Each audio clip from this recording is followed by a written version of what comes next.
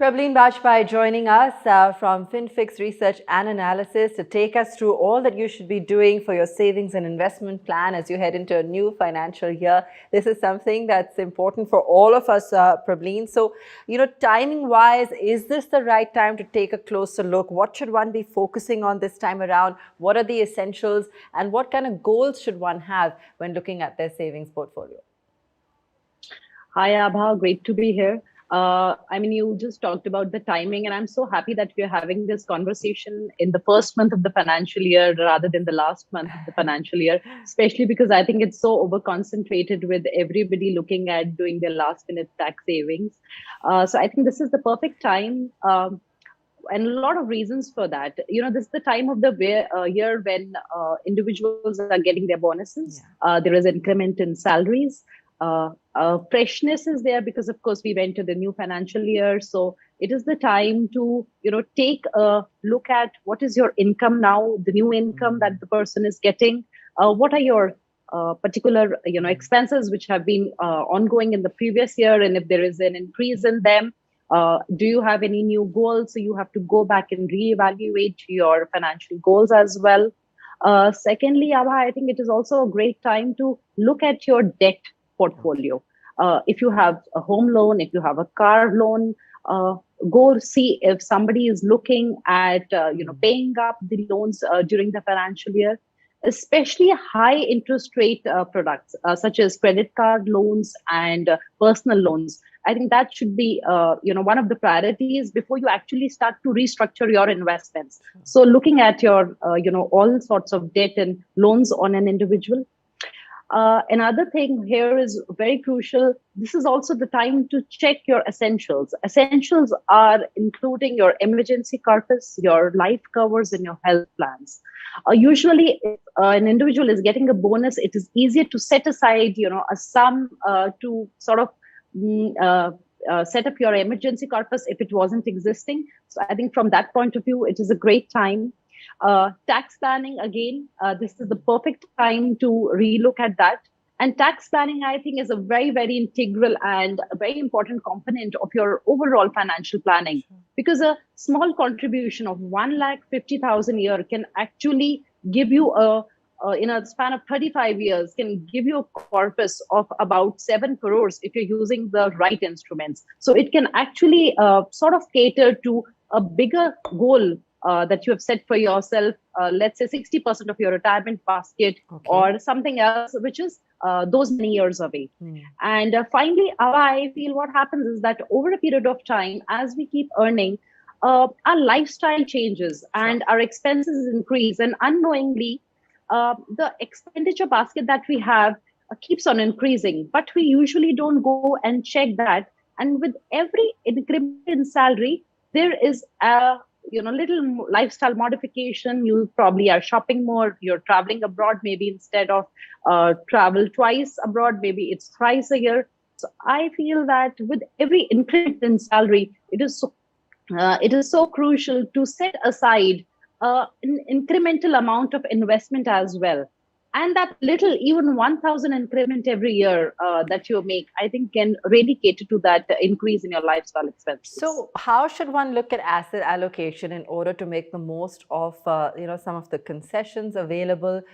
Is it primarily fund focused? If so, what kind of funds should one look at as well when thinking of building their portfolio?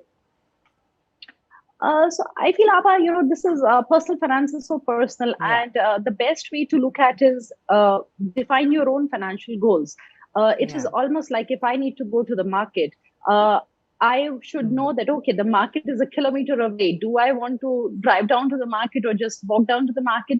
So when you know that what is your final objective, it becomes very easy to choose the right product, which can enable the individual to actually meet the objective and reach their financial goals.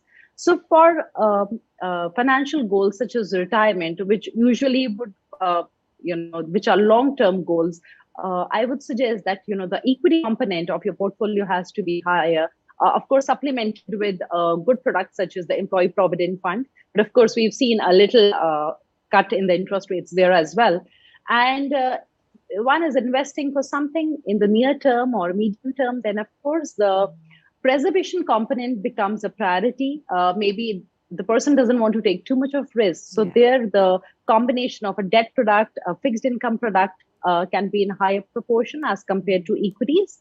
And that's how you sort of set up your overall asset allocation. And of course, your own comfort, because your risk appetite is very, very crucial here in defining what is your comfort zone, and where do you find peace? Because if somebody is investing out of their comfort zone, I think they would make those sort of uncalled for exits, and they won't stick through the journey, especially in equities. So it's very important to have a overall asset allocation based investment chart for yourself, but considering all these factors. So run us through what the core and satellite approach is in a portfolio for those that are not familiar with it, how it works and what the advantages are.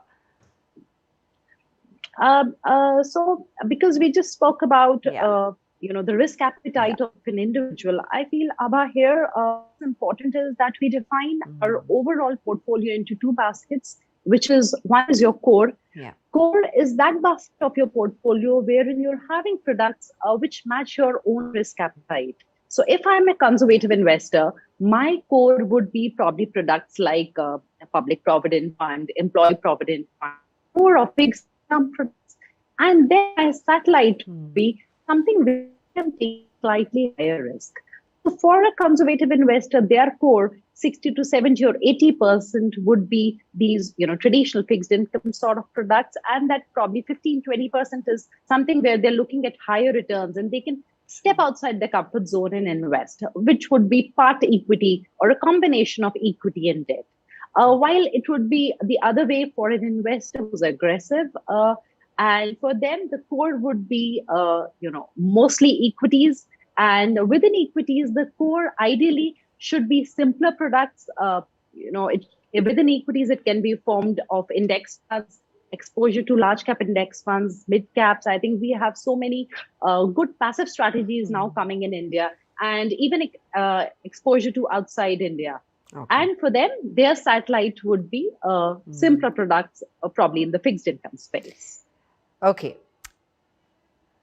I was in fact going to ask you about diversification, and when you're talking about investments outside India as well, there's a current capping, I think, of 7 billion to invest abroad via mutual funds, while the underlying scheme or product is not a foreign domiciled ETF. Tell us a little bit more about that, what the best route is to perhaps look for that diversification into global markets. Absolutely, Aabhya. In fact, I was just studying some data, and I'll share the data with you.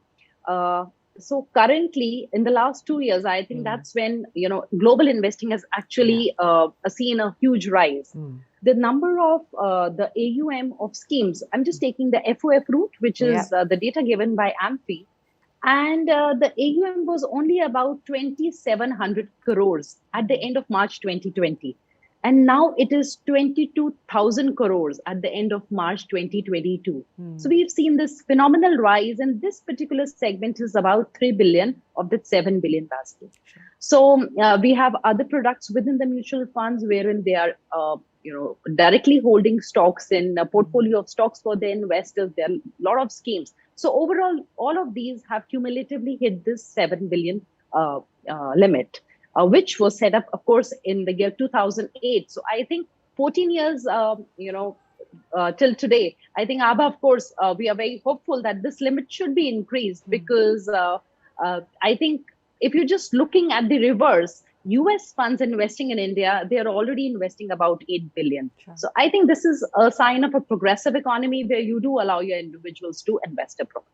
But there is another bucket, which is your ETFs. ETFs not domiciled in India, but domiciled outside India. And that was a separate basket of about 1 billion.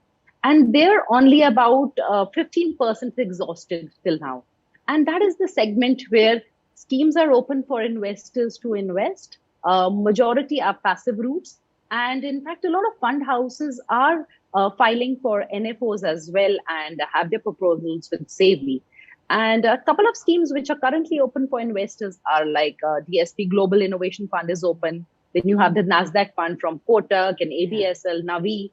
Invesco has come up with one. Then you also have the Vanguard ETF, which is tracked by Navi. So these 4-5 products are currently open for investors to invest outside India, and this is all primarily in the US. Okay. When investing, what is the kind of investment horizon one should look at? And also corpus. Would you suggest putting aside 20% of your income? Would you say it's okay to invest even the most nominal sum, let's say through an SIP route? And let's address perhaps a retail investor first, and we can always come to other segments after that. But for a regular investor, and if you could define perhaps via an income bracket, what would be a reasonable corpus to suggest investing in with, let's say, a medium to long-term horizon? So I feel, Aabhya, if we're just looking at international investing currently, then this segment can be about anywhere ranging between 5 to 20 to 25% also, depending on the goals of the investor. Okay. Because if, let's say, somebody has a kid who's just about 1 year old and they do plan to send their child abroad for further studies, so 17 years later, they would be paying the fee in dollars. So I think for them, maybe the allocation outside India can be higher, maybe even 25 to 30%. Okay. But of course, the element and the underlying nature of stock markets remains the same, whether we are investing in Indian equity markets or outside India. So that must be remembered. And, that is something which investors have to be very cautious about. That yes, it's not that if you're investing outside India, then there is no risk or there won't be volatility. That will be there. And I think this year beginning, we've seen already a lot of volatility and drawdowns a bit even in the US markets. And otherwise speaking broadly, general investments, then I would say that a small corpus, a small sum of, let's say, 10,000 SIP Aabhya over a 15-year period through mutual funds can actually create a basket for them for about 50 lakhs over a 15-year period, considering a 12% return. And I think 10,000 is a reasonable amount, which probably even young kids of today who just started working and a lot of people can afford to invest. And this little amount, if they do this increment of, let's say, this year my monthly SIP is 10,000, and the next year onwards it's 11,000, and hence it's 12,000. That can actually create a corpus of about 96 lakhs in the same time period. So investment up to about 25 to 30% of their salary, I think, is a great thing. Loans shouldn't be too much, I feel. That has to be contained as well. Even if you're not investing, it shouldn't be that let me invest and take a home loan to buy a house to save taxes. That approach would be wrong. All right, Prableen, thank you so much for joining us and for that comprehensive view on how to look at your savings and investments as we kickstart a new financial year. Thanks for being with us on Business Today. Thanks so much, Aabhya. Thank you. If you like the video, do like, comment, share and subscribe.